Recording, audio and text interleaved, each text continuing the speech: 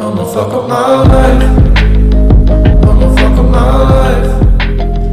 We gon' party all night. What is going on, everyone? Now, today in this video, I'm going to be doing a birth, well, I should actually go here, but I will be doing a birth chart and analysis on Chris Motionless.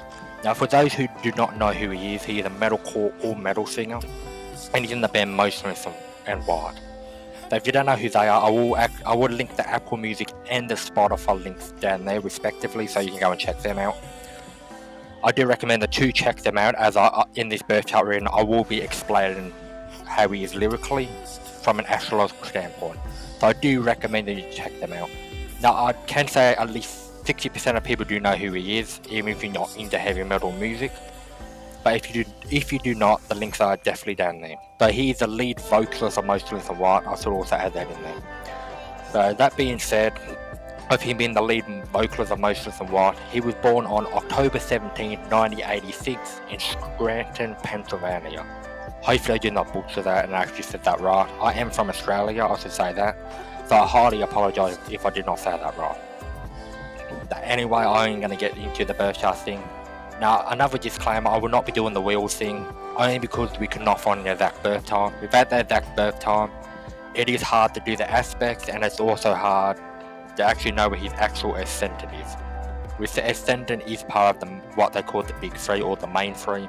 So without that, we can't really get that like to its full potential. So what I will be doing, I will be just using this, where we can actually easily see planetary placements. So we're going to get right into it right now. So the first thing I do see is that Mercury, the way you communicate. I do recommend you to watch my previous video as well. It will go into what each sign means and what each planet actually means in a person's personality. So we can see that his Mercury is in Scorpio. As I said in the previous video, Mercury is how you communicate and think. So with that being in Scorpio, the way he communicates and thinks would be in a very intense way, in a very deep way, and probably sometimes in a very dark way. And that does not mean anything like murder or anything. It just means that he just has a very intense and deep way of thinking in the sign of Scorpio. So his Venus is also in Scorpio. So as you can see, the degrees are very close together, so that forms a conjunction. So with both of these in there, the way he communicates, the way he shows love and expects love to be given in return, are both in the same sign. So that means that both of those areas of his personality would be in tune. His moon, which is how he emotionally feels on the inside, his emotional desires, anything to do with emotions basically, is in Aries. That means that their traits associated with Aries will be expressed in an emotional and internal way. So as we know that Aries is a fire sign, cardinal fire, so he might have a desire to be a leader, he might have a desire to be assertive, passionate, anything like that.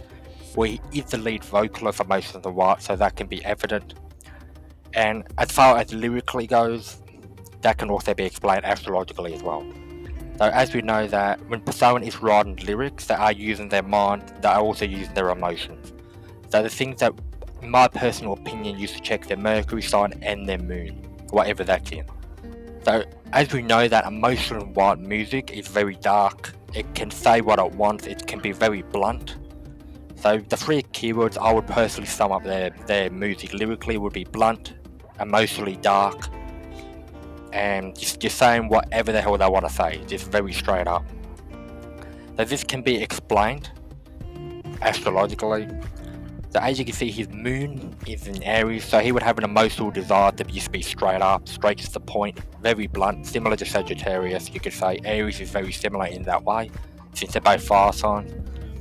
Then you got his Mercury that comes in, and that on top of that, his blunt and straightforward ways, that would add a very intense and very emotionally dark filter on top of that, as we do see in his music, which is pretty interesting that he can explain.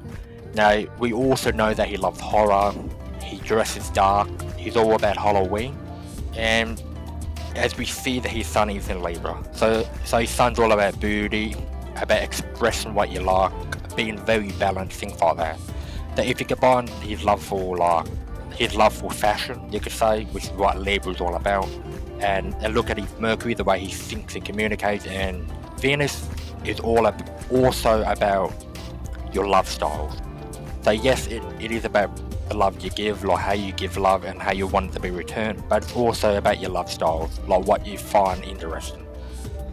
So if you combine those three together with his love for fashion, the way he thinks in a dark way, and the Venus in Scorpio, as we know Scorpio is a very dark sign, that does explain his love for horror, and pretty much his love for Halloween and anything like that.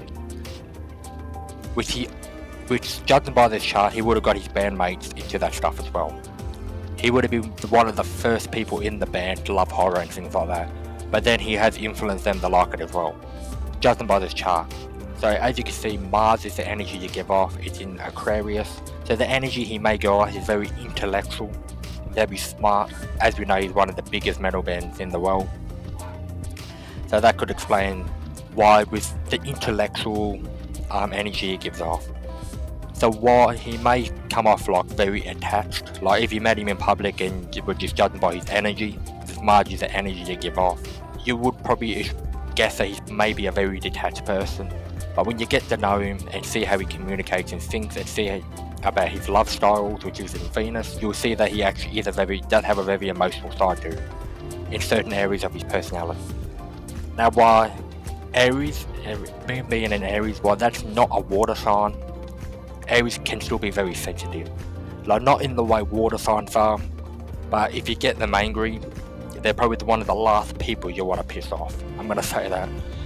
Now the other sign that you don't want to piss off, if it's in the Sun, Moon, or Ascendant, or sometimes Mercury, would be Sagittarius. So this will give him very passionate emotions, very fiery emotions inside. And then with his Mercury and Venus, that will just add a very deep side to him as well. So this was just a very quick rundown of what I have found in Motionless and White and what astrology can explain. So as you can see, he's got 3 planets in fire, 1 in earth, 2 in air and 4 in water. So his most prominent one in his chart would be the fire and water. So he would be a very fiery and watery person, even though he is an air sign, which is Libra, which is what his sun is been put in, or placement in, aspected in. So that's pretty much all I want to say. I'm just going to just sum it down very quickly before I do end this video. Mercury Venus being in a conjunction would mean that his communication, his thinking ways, how he shows love and expects to be given in return, his love styles and what he may love are both in Scorpio, so he does have Scorpion trait. His moon being in Aries would have a very emotional desire to be passionate, assertive and with leadership. And finally, his Libra, Sun in Libra, he may have also a balanced side to him, which can sometimes be drowned out with his Aries, with the passion and stuff. So, but he may still have that there, just to a lesser extent compared to other Libras.